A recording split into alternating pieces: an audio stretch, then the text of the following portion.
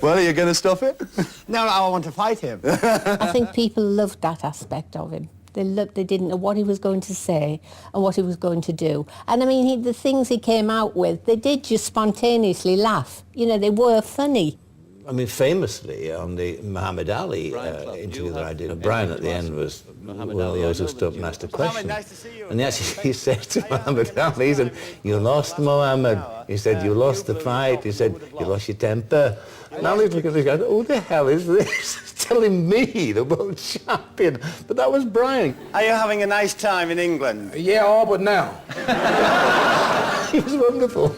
I was terrified of Muhammad Ali, not him. I think that was the beauty of talking to him. You felt you had to be on your mettle and just wait and get into the contest if he gave you the opportunity. He'd point out things that were going to upset somebody, but it didn't stop him, and it was magical. That's how he was. If you think something, say it. We're now not going home and enjoying it. We're not seeing as much football as we should, and we're getting too much of that, and I suggest you shut up and show more football. There's not been anybody since, I submit, in a television studio that could electrify you like Brian Clough did.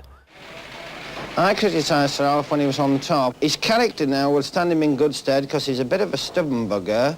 The Polish women in the corp who used to serve the cheese and the polony and all that type of thing, when I had a go at the... I was doing a lot of television in those days. It was the only time I fell out with them, when I hammered the Poles when they beat us in the World Cup, and I had a go at the goalkeeper. That other clown at the other end was. Yeah, but you keep calling him... Hey, Brian, you keep calling him a clown, but in fact that fellow has made some fantastic saves, and he's kept England... And my portions of polony and cheese dramatically dropped overnight, and the Polish ladies didn't speak to me for ages and ages, but I think they're forgiving me now. The qualities that had seen him so in demand by television were now the very ones that brought him into conflict with Derby chairman Sam Longson. Clough was a bit of a gamble for Derby, and my goodness, Sam found the best manager in the land, who was big on television, was a celebrity, was quoted everywhere, and became bigger than Sam Longson. And Sam, like any chairman, couldn't handle that, and he thought he was neglecting his duties. So in the end, he had to say, this is not good enough, you've got to rein this in. You're supposed to be here running what is now a big football club. I don't want you on telly every week. The biggest mistake he's made, I think, of criticising and insulting personnel of the football world. The directors thought he was out of control, and the Football League used to write and say, your manager has done this and your manager has done that, and so the board had to address Brian, why was he doing this? Because there was something in the press about Brian Clough said this or Brian Clough said that. It's not a fight between Brian and myself and Peter.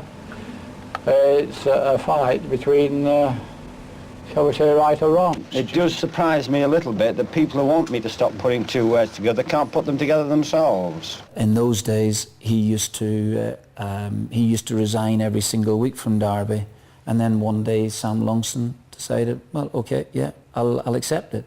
And then Brian just couldn't believe it.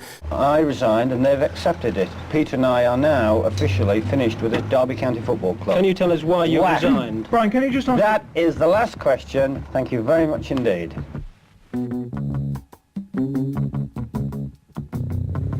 It was just an incredible shock, not just to the players. The whole of Derby could not believe that it had happened. The drama at Derby started in the streets outside the ground just before the kick-off. There you can see the crowd about an hour, three-quarters of an hour before the match. That day when he came back for Derby's first match after the walkout was just incredible. There was Sam Longson taking the cheers of the crowd in one little area of the director's box, and Clough had sneaked in round the back, and of course the cheers were 3 times as loud for him. And there in the stand is Brian Clough. He just had to milk it, and he did. Clough then left for London and the Parkinson Show, where he was as forthright as ever. I would love a few chairmen on your programme occasionally. I believe the very sight of them brings the game into disrepute. And every time they open their mouths, it kills it.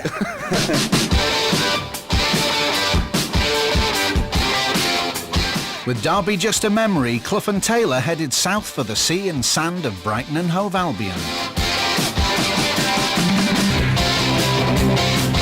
Well, of course, you've been renowned in the past, particularly at Derby, Brian, for being a very controversial, very outspoken character. Will we be seeing this type of Brian Clough at Brighton? I prefer to think it's a touch of honesty, young man.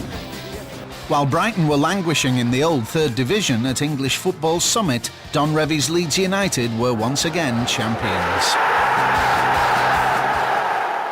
It was just an unbelievable time to be associated with Leeds United, but that's what the gaffer created, and it was a pleasure and an honour to be part of that. Well, I think there was a great respect from me to them and from them back to me. We were very, very close, and I don't know, there was a bond that nobody could break. And we play all the way for Leeds United. Ellen Road is the only place. Revie's affection for Leeds wasn't shared by many neutrals.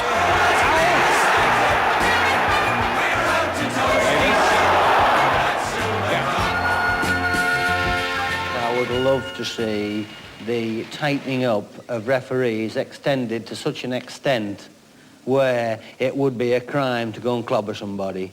More often than not, on Football Focus, every Saturday, Cloughie would be on there. And I don't think we were his favourite club, to be honest, or his favourite players. They used to really have a right go at us. The dirty Leeds tag didn't stop Revie becoming England's new manager, leaving a vacancy at Elland Road.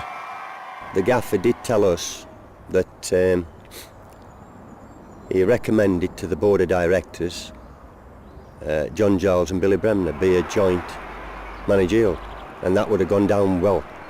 Typical our board didn't listen to our gaffer, which I think they should have done.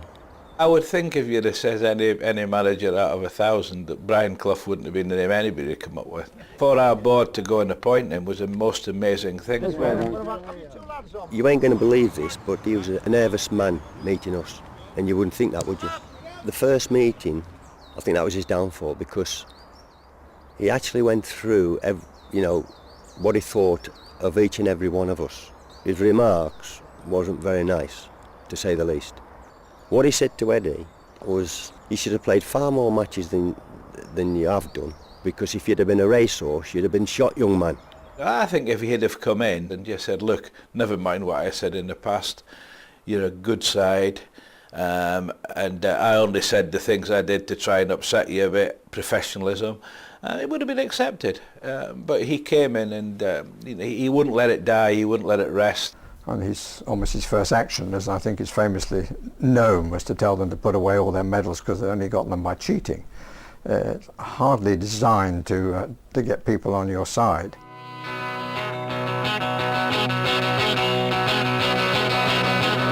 There, the man who takes over from Don Revie, Brian Clough. Under the old gaffer's watchful eye, Clough saw his first match in charge of Leeds descend into chaos.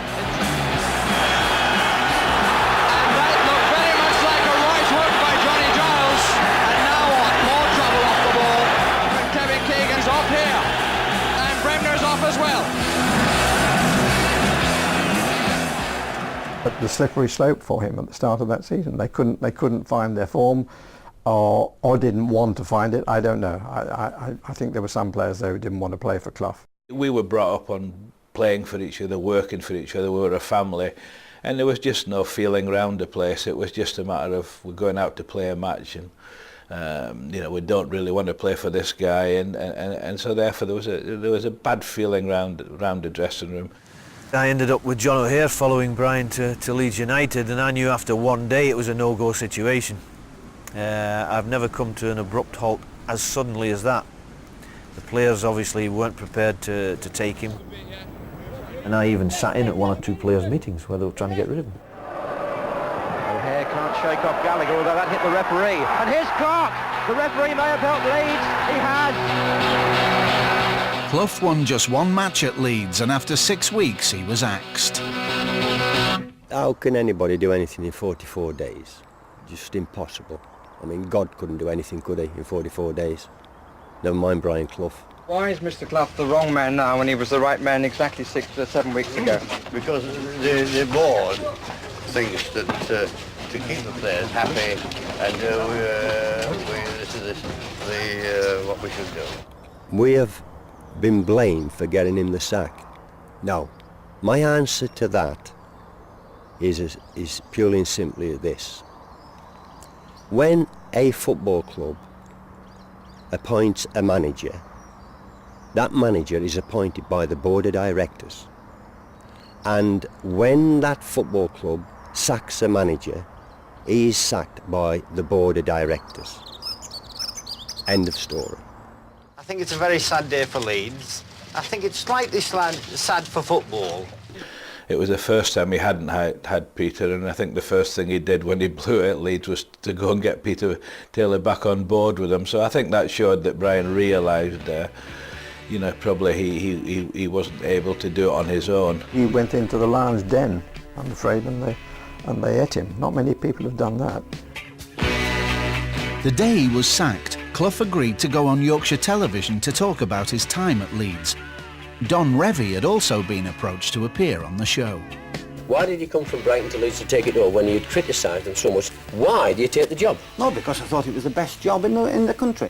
I wanted to do something you hadn't done. I want to win the league, but I want to win it better. Yeah, but there's no way you can win it better. Why not? No. I couldn't give any other answer. And No. I wanted to win the European Cup. Truthfully, I think that Brian is a fool of himself.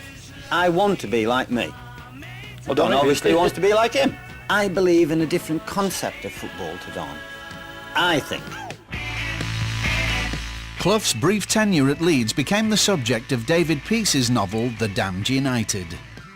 What I did was, I in researching the novel, was to read all the books that the Leeds players had written about their time, all the books Clough had written himself, because he wrote a number of autobiographies and then books about Clough, then started to imagine what it would be like. So it's true, but filtered through my imagination. Peace's posthumous portrayal of Clough was controversial and criticised by Brian's family, who rejected it. But it didn't stop the novel becoming a film. I think what we've done with the film is very different to what the book is. The book is a very dark book and does concentrate on a very particular period of time in Clough's life and career. And if there's going to be one film about Brian Clough, if I was a member of his family, I would want it to be a joyous, celebratory thing and looking at all his achievements, not just this one very particular period. And so I completely understand why they've been very wary about the film. I think the film was more accurate than I thought it would be, having read the book. What upset me was that it portrayed as if Billy was a troublemaker, which couldn't be further from the truth. It was absolute rubbish, that. But that upset me, that. But as far as I'm concerned, the first thing you can do for me is to chuck all your medals and all your caps and all your pots and all your pans into the biggest fucking dustbin you can find.